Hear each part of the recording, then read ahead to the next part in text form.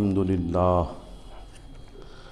نحمده ونستعينه ونستغفره ونؤمن به ونتوكل عليه ونعوذ بالله من شرور أنفسنا ومن سيئات أعمالنا من يهده الله فلا مضل له ومن يضلله فلا هادي له ونشهد أن لا إله إلا الله وحده لا شريك له ونشهد أن سيدنا ونبينا ومولانا محمدا عبده ورسوله أما بعد فأعوذ بالله من الشيطان الرجيم بسم الله الرحمن الرحيم والذي جاء بالصدق وصدق به أولئك هم المتقون آمنت بالله صدق الله العظيم وصدق رسوله النبي الكريم ونحن على ذلك لمن الشاهدين والشاكرين والحمد لله رب العالمين۔ آئیے سب سے پہلے ہم اور آپ مل کر حضور رحمت عالم نور مجسم رحمت للعالمین شفیع المذنبین ہم سب کے آقا جناب محمد الرسول اللہ صلی اللہ علیہ وسلم کی بارگاہ بے کس پناہ میں جھوم جھوم کر بآواز بلند درود و سلام کا نذرانہ پیش کریں۔ صلی اللہ علی النبی الامی و آلہ صلی اللہ علیہ وسلم صلاۃ و سلاما علیک یا رسول اللہ صلی اللہ تعالی علیہ وسلم۔ جمادی الآخر کا یہ مہینہ خصوصیت کے ساتھ خلیفہ اول امیر المؤمنین سیدنا ابو بکر صدیق رضی اللہ تعالی عنہ سے منسوب ہے، اور ہم احمد آباد والوں کے لیے یہ ہے کہ اس مہینے کا تعلق حضرت سرکار شاہ عالم رحمۃ اللہ تعالی علیہ سے بھی۔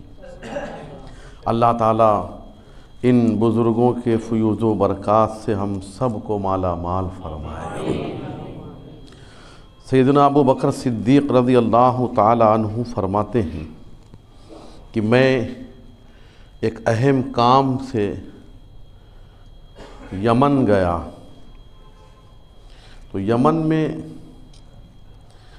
ایک بوڑھے شخص سے عالم سے میری ملاقات ہوئی۔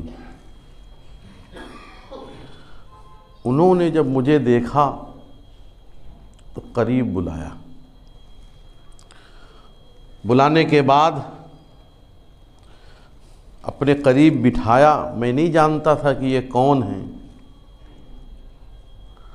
اور وہ بوڑھے شخص وہ عالم تھے۔ انہوں نے مجھ سے پوچھا کیا تم مکے سے آئے ہو؟ آپ نے کہا جی میں مکے سے آیا ہوں۔ کیا تمہارا تعلق قریش سے ہے؟ کہا جی ہاں میرا تعلق قریش سے ہے۔ کیا آپ تیم قبیلے سے ہیں؟ کہا جی ہاں میری نسبت تیم سے ہے۔ ابو بکر صدیق رضی اللہ تعالیٰ عنہ یہ تین باتیں سن کر حیرت سے اس بوڑھے عالم سے پوچھتے ہیں کہ آخر یہ سب آپ کو کس نے بتایا؟ میری تو پہلی ملاقات ہے آپ سے۔ کہا پہلی ملاقات میں میں تمہیں وہ بتانے جا رہا ہوں جو آج تک کسی نے تمہیں نہیں بتایا ہوگا۔ کہا وہ کیا؟ کہا تمہارے پیٹ پر ایک کالا تل ہے، تمہارے پیٹ پر ایک کالا تل ہے۔ کہا میں نے کبھی غور نہیں کیا تھا۔ آپ نے اپنا جبہ جب ہٹایا تو ناف کے اوپر ایک کالا تل نظر آیا۔ ابو بکر صدیق رضی اللہ تعالیٰ عنہ کو بڑی حیرت ہوئی، کہا تمہاری ران پر ایک نشان ہے، وہ تم دیکھ لینا۔ کہا یہ ساری علامتیں، یہ نشانیاں، یہ پہچان، اس سے اور ہماری ملاقات سے کیا تعلق ہے؟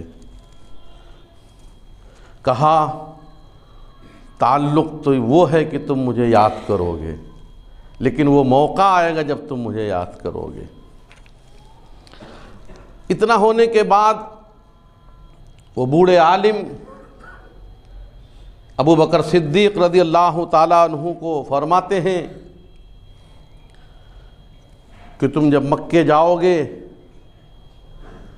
تو وہاں تمہیں ایک نئی بات سننے کو ملے گی، مگر تم اپنی بات پر قائم رہنا، حق سے کبھی نہ ہٹنا، باطل کا کبھی ساتھ مت دینا، یہ میری تمہیں تاکید ہے۔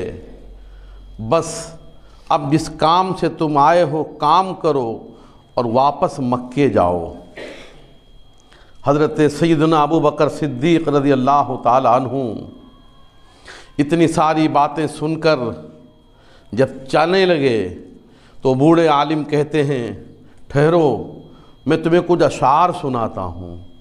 تو کچھ عربی اشعار انہوں نے ابو بکر صدیق رضی اللہ تعالیٰ عنہ کو سنائے اور کہا کچھ یاد رہے یا نہ رہے تمہیں، لیکن یہ ضرور یاد رکھنا کہ ہاں میں نے تمہیں کچھ اشعار سنائے تھے، یہ بات تمہارے کام آئے گی، اور یہی میرا اشعار تمہیں سنانا تمہارے لیے ایک بہت بڑی خوشی کا سبب بنے گا۔ کہا ٹھیک ہے۔ اشعار سننے کے بعد ابو بکر صدیق رضی اللہ تعالیٰ عنہ یمن سے مکے کی طرف آئے، اور جب مکے کی سرحدوں میں داخل ہوئے تو چونکہ حضرت ابو بکر صدیق رضی اللہ تعالیٰ عنہ اب مکے کے سرداروں میں آپ کا شمار ہوتا تھا، بہت ہی عزت دار لوگوں میں آپ کا شمار ہوتا تھا، اور مکے کے بڑے امیر اور کبیر اور رئیس لوگوں میں آپ کا شمار ہوتا تھا۔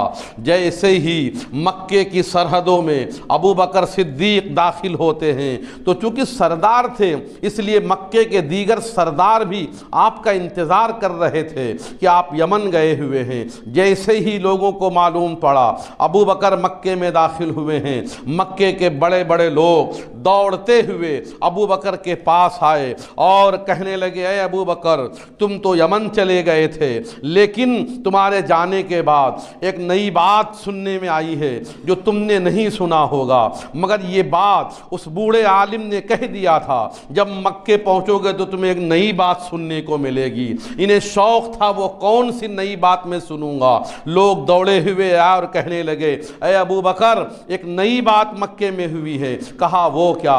کہا عبداللہ کا بیٹا جسے محمد صلی اللہ علیہ وسلم کہا جاتا ہے، انہوں نے نبی ہونے کا دعویٰ کر دیا ہے، انہوں نے اپنے رسول ہونے کا دعویٰ کر دیا ہے، اور کہتے ہیں کہ ایک اللہ کی عبادت کرو، ایک خدا کی عبادت کرو، چھوڑ دو ان بتوں کو جن کو تم نے بنایا ہے۔ ابو بکر صدیق کے لیے واقعی میں ایک بالکل نئی بات تھی، جیسے کہ اس بوڑھے عالم نے پہلے انہیں بتا دیا تھا۔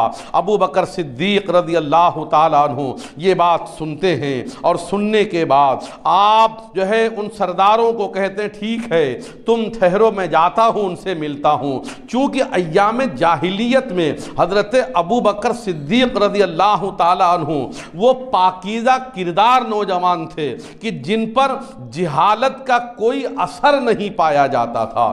جہالت کی کسی رسم میں حضرت ابو بکر صدیق شامل نہیں تھے، حالانکہ مکے میں ایسی جہالت تھی، عرب میں ایسا ماحول تھا کہ الامان والحفیظ، لیکن یہ وہ پاکیزہ شخص ہیں جن کو ایام جاہلیت کی کوئی بری رسم آپ کو نہیں لگی تھی۔ اللہ اکبر۔ حضرت ابو بکر صدیق رضی اللہ تعالیٰ عنہ سے حضور رحمت عالم سے دوستی تھی، ملاقات تھی، لیکن کبھی اس ٹاپک پر گفتگو نہیں ہوئی تھی۔ آج جب رحمت عالم نے اپنے نبی ہونے کا اعلان فرمایا، اپنے رسول रसूल होने का ऐलान फरमाया। ये एक नई बात थी अबू बकर के लिए। आप दौड़ते हुए आए और कहने लगे, मोहम्मद सल्लल्लाहु अलैहि वसल्लम आप मेरे रफ़ीक हैं, आप मेरे दोस्त हैं, मैं आपको बहुत पहले से सुन रहा हूँ, आपने कभी जो है झूठ नहीं बोला है, आप हमेशा सच बोल रहे हैं, आपको लोग मक्के के लोग सादिक कह के पुकारते हैं, आप बड़े सच्चे हैं, हमेशा सच बोलते हैं।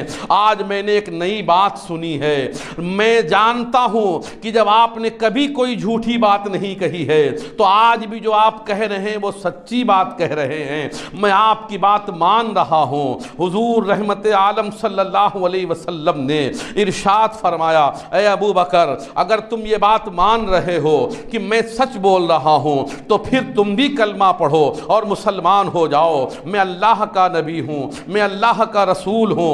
हज़रत अबू बकर सिद्दीक़ रज़ी अल्लाह ताला अन्हु ने कहा, या रसूल अल्लाह सल्लल्लाहु अलैहि वसल्लम आपकी बात 100% सही है, लेकिन एक होता है तमानियत क़ल्ब, अगर दिल के मुतमईन होने के लिए आप मुझे कोई बात बता दें तो मेरे दिल मुतमईन हो जाए। मैं बात तो आपकी 100% सच मान रहा हूँ, लेकिन कोई ऐसी बात मैं सुन लूँ अपने कानों से जिसे मेरा दिल मुतमईन हो जाए, मेरा दिल जो है वो इत्मीनान और तमानियत से भर जाए। सैयदना अबू बकर सिद्दीक़ की इस बात को सुनकर गैब का इल्म रखने वाले रहमत आलम आमिना के लाल जनाबे मुहम्मदुर रसूलुल्लाह सल्लल्लाहु अलैहि वसल्लम बरजस्ता इरशाद फरमाते हैं, ऐ अबू बकर इससे बढ़कर हैरत की बात और क्या हो सकती है।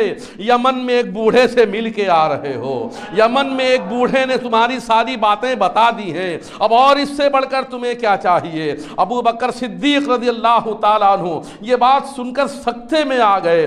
बात सिर्फ 2 आदमियों से हुई थी, एक वो बूढ़ा शख्स था, एक अबू बकर सिद्दीक़ थे, तीसरा और कोई नहीं था। अबू बकर सुनकर हैरत में पड़ गए, आपको कैसे मालूम कि मैं बूढ़े से मिल के आया हूँ। अरे मैं तो बहुत बूढ़े से मिला हूँ, मैं तो काम से गया था, यमन के कई बुजुर्गों से मेरी मुलाकात हुई है।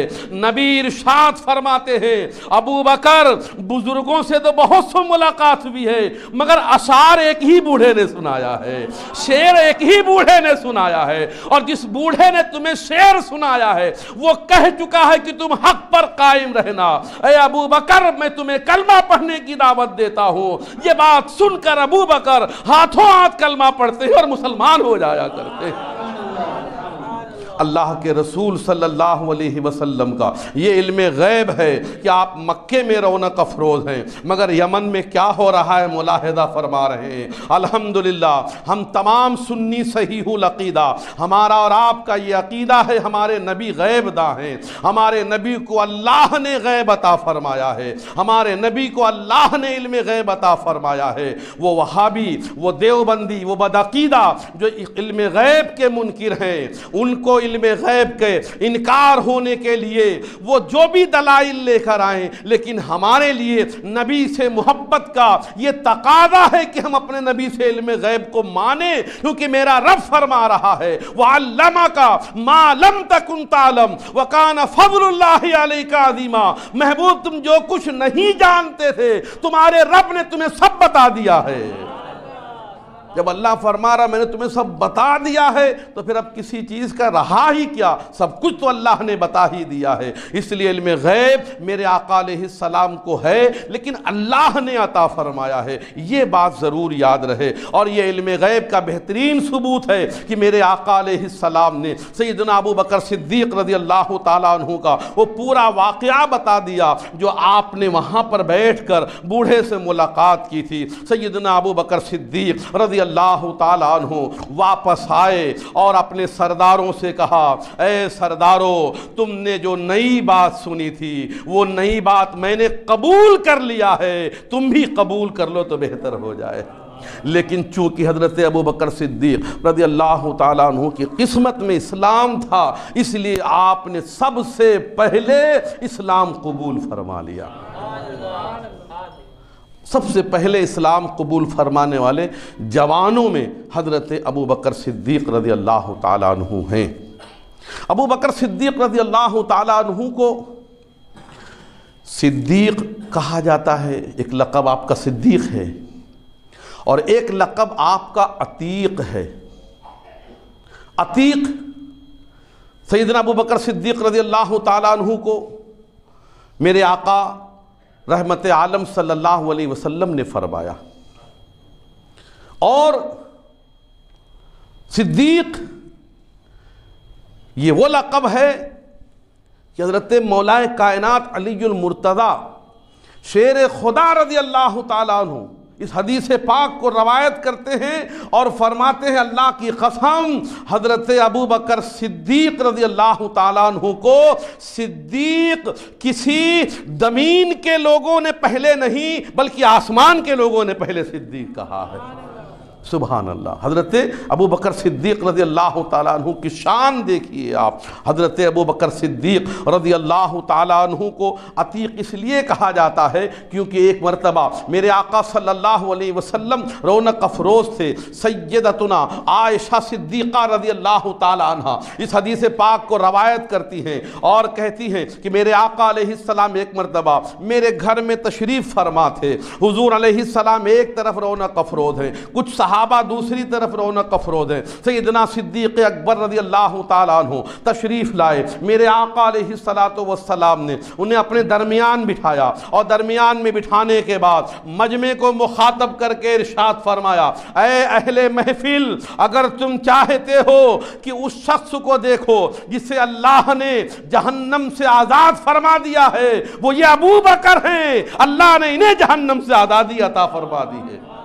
سبحان اللہ۔ حضور رحمت عالم یہ غیب ہی کی تو خبر عطا فرما رہے ہیں، کہاں جہنم کا واقعہ، یہ جو ہے بعد کی بات ہے، لیکن حضور علیہ السلام فرماتے ہیں اللہ نے انہیں جہنم سے آزادی عطا فرمائی ہے۔ سبحان اللہ۔ اور جب حضور رحمت عالم صلی اللہ تعالی علیہ وسلم معراج کی رات تشریف لے گئے تھے، تو معراج کی رات جب حضرت جبریل امین علیہ السلام سے ملاقات ہوئی اور ملاقات کے بعد جب آپ لوٹے تو حضرت جبریل علیہ السلام نے عرض کیا، یا رسول اللہ صلی اللہ تعالی علیہ وسلم اب آپ جائیے اور لوگوں سے معراج کا پورا واقعہ بیان کیجیے، جائیے اور معراج کا پورا واقعہ بیان کیجیے۔ تو اب چونکہ ایک نئی بات تھی، یہ وہ بات تھی جو ہر کسی کی سمجھ میں نہیں آ سکتی تھی۔ راتوں رات مسجد حرام سے بیت المقدس جانا، راتوں رات وہاں سے پھر لامکاں جانا، اللہ کی ملاقات، اور پھر نماز کا تحفہ لے کر راتوں رات واپس ہو جانا، یہ بات کسی کی سمجھ میں نہیں آنے والی تھی۔ حضور صلی اللہ تعالی علیہ وسلم نے ارشاد فرمایا، اے جبریل میں جاؤں گا تو آخر مانے گا کون میری؟ میں کہوں گا یہ سارا معاملہ تو مانے گا کون؟ سبحان اللہ۔ میرے آقا علیہ السلام ارشاد فرماتے ہیں، یا جبریل ان قومی یتہمونی ولا یصدقونی، بے شک میری قوم مجھ پر تہمت لگائے گی اور میری بات کی تصدیق نہیں کرے گی، تو آخر میں جا کر اس کو اعلان کیسے کروں؟ تو حضرت سیدنا جبریل علیہ السلام میرے آقا علیہ السلام سے عرض کرتے ہیں، یا رسول اللہ صلی اللہ علیہ وسلم ان اتہموک قومک فإن ابا بکر یصدقک وہو الصدیق، اے محبوب اگر آپ کی قوم آپ پر تہمت لگاتی ہے تو کیا ہوا؟ ابو بکر صدیق ہیں، وہ آپ کی بات کی تصدیق کر لیں گے۔ حضرت جبریل علیہ السلام نے بھی آپ کو صدیق کہا ہے، حضرت جبریل علیہ السلام نے آپ کو صدیق کے لقب سے یاد کیا ہے۔ کتنے پیارے تھے وہ اور کتنے سچے تھے وہ کہ فرشتوں کے سردار انہیں صدیق کہیں۔ قرآن پاک میں رب کریم ارشاد فرما رہا ہے، والذی جاء بالصدق وصدق بہ اولئک ھم المتقون، وہ جو سچائی لے کر آئے وہ ہمارے اور آپ کے آقا ہیں، جنہوں نے سچائی کی تصدیق کی ہے، وہ سیدنا جبریل علیہ السلام ہیں، وہ حضرت ابو بکر صدیق رضی اللہ تعالیٰ عنہ ہیں جنہوں نے سچائی کی تصدیق کی ہے۔ ابو بکر تصدیق کرنے والے ہیں، اللہ فرماتا ہے لانے والے حضور علیہ السلام، تصدیق کرنے والے ابو بکر ہیں، اولئک ھم المتقون، یہ متقی لوگ ہیں، یہ پرہیزگار لوگ ہیں۔ یعنی ابو بکر صدیق کو اور حضور رحمت عالم صلی اللہ علیہ وسلم کو اللہ رب العزت متقی فرما رہا ہے۔ اب آپ سوچئے، متقی یہ ہر کسی کو نہیں کہا جاتا ہے، اور پھر رب کریم جسے متقی فرمائے، سبحان اللہ۔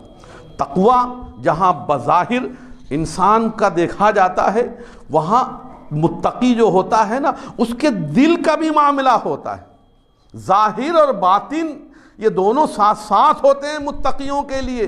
یہ تو ہمارا ایک دکھاوا ہے کہ ہم نے اچھے لباس پہن لیے ہیں، ہم نے ٹوپی پہن لی، ہم نے امامہ پہن لیا ہے، یہ ہمارا ظاہر ہے کہ ہم 5 وقتہ نماز پڑھنے آ رہے ہیں، یہ ہمارا ظاہر ہے کہ جب مسجد میں آتے ہیں تو ہم نیک بن جاتے ہیں، یہ ہمارا ظاہر ہے کہ جب ہم مسجد میں صف میں کھڑے ہوتے ہیں تو ہم متقی نظر آتے ہیں۔ لیکن یہ تو ظاہر ہو گیا، لوگوں نے دیکھا کہ ہم بظاہر متقی ہیں، لیکن اے اسلامی بھائیوں، اب جب مسجد سے ہم گھر جا رہے ہیں، مسجد سے بازار جا رہے ہیں، مسجد سے ہم اور کہیں جا رہے ہیں، اب پتہ چلے گا کہ ہم متقی ہیں کہ نہیں۔ یہ ہمارا دل بتائے گا ہم متقی ہیں کہ نہیں، ہماری آنکھیں بولیں گی ہم متقی ہیں کہ نہیں، ہمارے ہاتھ بولیں گے ہم متقی ہیں کہ نہیں، ہماری زبان بتائے گی ہم متقی ہیں کہ نہیں، ہمارے پاؤں بتائیں گے ہم متقی ہیں کہ نہیں۔ اگر مسجد میں ہیں تو متقی ہیں،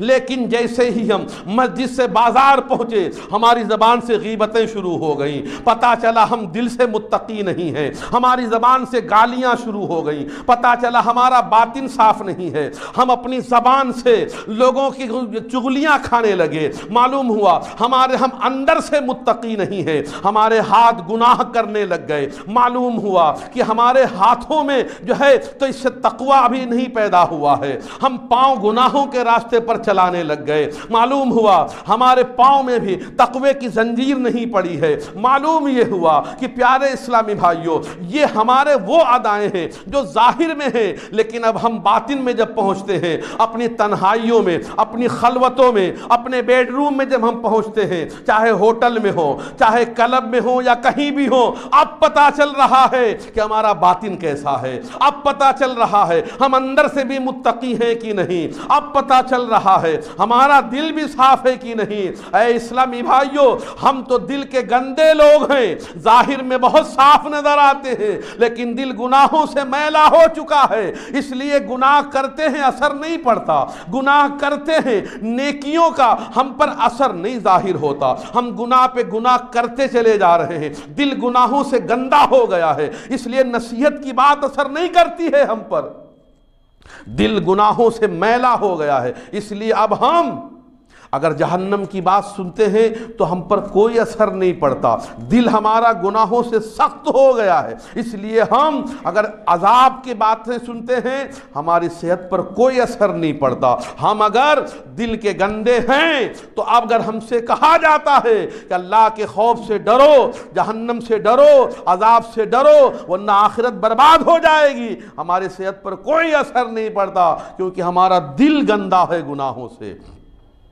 اور جب تک دل گندا ہوتا ہے عبادتوں میں لذتیں نہیں آتی، جب تک دل گندا ہوتا ہے مسجد میں دل نہیں لگتا ہے، نیکیوں میں دل نہیں لگتا ہے، جب دل گناہوں سے کالا ہو چکا ہے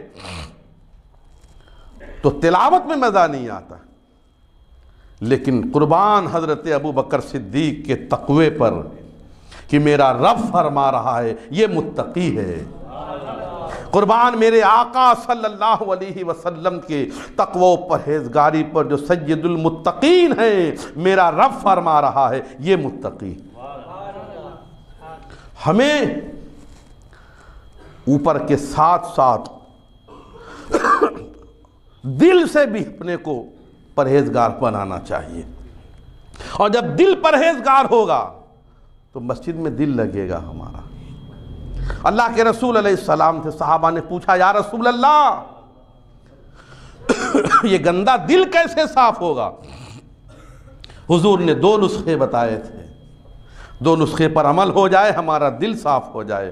بڑا آسان سا نسخہ ہے، بڑی سادہ سی دوا ہے، نہ کسی ڈاکٹر کے ہاں جانا ہے، نہ اس دوا پر عمل کرنے کے لیے کہیں آپ کو سفر کرنا ہے، کہیں نہیں جانا ہے، کوئی محنت نہیں ہے، صرف آسانی کے ساتھ ان 2 دواؤں پر عمل ہو سکتا ہے۔ یہ 2 دوا استعمال کر لے دل صاف ہو جائے۔ صحابہ پوچھتے ہیں یا رسول اللہ صلی اللہ علیہ وسلم دل کیسے صاف ہوگا؟ میرے آقا علیہ السلام نے ارشاد فرمایا موت کو کثرت سے یاد کرو، موت کو کثرت سے یاد کرو اور قرآن پاک کی تلاوت کرو۔ یہ 2 دوا ہیں، موت کو کثرت سے یاد کرو اور قرآن پاک کی تلاوت کرو۔ دل صاف ہو جائے گا، دل نرم ہو جائے گا، لوگوں کی ہمدردیاں پیدا ہو جائیں گی ہمارے دلوں میں، نیکیوں کی الفت اور محبت پیدا ہو جائے گی ہمارے دلوں میں۔ پیارے اسلامی بھائیوں، ہم اور آپ ان چیزوں پر یاد رکھتے ہوئے عمل کرنے کی کوشش کریں اور اپنا ذہن بنائیں کہ ہم نیک بنیں گے تو ظاہراً بھی نیک بنیں گے، باطناً بھی نیک بنیں گے، اندر سے بھی نیک ہوں گے، ظاہر بھی نیک ہوگا، باطن بھی پارسا ہوگا۔ یہ ساری چیزیں ہمارے ساتھ ہونا چاہیے۔ یہی تعلیم ہمیں سیدنا ابو بکر صدیق نے دی ہے، یہی تعلیم ہمیں صحابہ نے دی ہے، یہی تعلیم ہمارے اسلاف نے دی، ہمارے بزرگوں نے دی ہے کہ ہم ظاہر اور باطن دونوں سنواریں۔ اس لیے ہمیں ابو بکر صدیق رضی اللہ تعالیٰ عنہ سے اگر ہمیں محبت ہے تو ہم ان کی تعلیمات پر عمل کریں اور ان کے تقوی و پرہیزگاری کی اللہ کی بارگاہ میں وسیلے دے دے کر اللہ سے تقوی مانگیں، اللہ سے پرہیزگاری مانگیں اور نیک بن کر زندگی گزاریں۔ یہ مختصر سے حالات سیدنا ابو بکر صدیق رضی اللہ تعالیٰ عنہ کے تھے۔ انشاءاللہ آئندہ ہفتے بھی اسی پر کلام ہوگا۔ ہمیں اور آپ کو ان بزرگان دین کے واقعات کو سن کر ہمیں نصیحت کے مدنی پھول حاصل کرنا ہے اور ایک عقیدہ اپنے گرہ میں باندھ لینا ہے۔ وہ عقیدہ یہ ہے کہ سیدنا ابو بکر صدیق رضی اللہ تعالیٰ عنہ پہلے خلیفہ ہے۔ یہ عقیدہ ہمیں اپنے گرہ میں باندھ لینا ہے کہ ابو بکر صدیق رضی اللہ تعالیٰ عنہ پہلے خلیفہ ہیں، ورنہ یہ ابو بکر صدیق رضی اللہ تعالیٰ عنہ کا مہینہ ہے۔ سوشل میڈیا میں رافضیوں اور شیعوں کی طرف سے یہ جو ہے میسج چالو ہو جائیں گے کہ ابو بکر صدیق معاذ اللہ پہلے خلیفہ نہیں ہے، نہیں ہے، نہیں ہے۔ جو بھی بھیجے، چاہے وہ اپنے گروپ والا ہو، چاہے اپنا پڑوسی ہو، چاہے رشتہ دار ہو، اگر کوئی یہ میسج بھیج رہا ہے کہ ابو بکر صدیق پہلے خلیفہ نہیں ہیں تو سمجھ لو وہ یہ میسج اہل سنت کا نہیں بلکہ شیعوں کا میسج فارورڈ کر رہا ہے۔ اس لیے ہمیں اگر ایسا کوئی میسج آ رہا ہے تو خبردار ہم اسے نہ پڑھیں نہ ہی اسے فارورڈ کریں، فوراً ڈیلیٹ ماریں اور لاہور پڑھ کے برجستہ کہیں الحمدللہ پہلے خلیفہ ابو بکر صدیق ہیں۔ حضرت امام باقر رضی اللہ تعالیٰ عنہ، امام باقر رضی اللہ تعالیٰ عنہ سے ایک مسئلہ پوچھا گیا کہ ابو بکر صدیق رضی اللہ تعالیٰ عنہ صدیق ہیں کہ نہیں۔ اتنے جلال میں آ گئے اور آپ برجستہ کھڑے ہو گئے اور کہنے لگے ابو بکر صدیق ہیں، صدیق ہیں، صدیق ہیں، اتنی دیر تک کہنے لگے جب تک آپ کی سانس نہیں ٹوٹ گئی۔ جن کے نزدیک ابو بکر صدیق رضی اللہ تعالیٰ عنہ جب نام لینا شروع کرے سبحان اللہ تو پوری جب تک سانس نہ ٹوٹ جائے رکے نہ۔ ایسے آل رسول اور ایسے علی کی اولاد حضرت امام باقر جب ان کے مرتبے کو تسلیم کر رہے ہیں تو انشاءاللہ ہم سب کا بھی یہی عقیدہ ہونا چاہیے کہ ہم سب الحمدللہ چاروں خلیفہ کو ماننے والے ہیں۔ ہم ابو بکر کو بھی مانتے ہیں، ہم عمر کو بھی مانتے ہیں، ہم عثمان غنی کو بھی مانتے ہیں اور ہم الحمدللہ ثم الحمدللہ مولائے کائنات علی المرتضیٰ کے بھی غلام ہیں، ہم ان کو بھی مانتے ہیں۔ لیکن جو ہمارے بزرگوں نے راستہ بتایا ہے ہم اس راستے پر چل کر مانتے ہیں کہ پہلے خلیفہ ابو بکر صدیق ہیں، دوسرے خلیفہ حضرت عمر فاروق اعظم ہیں، تیسرے خلیفہ سیدنا عثمان ذو النورین ہیں، چوتھے خلیفہ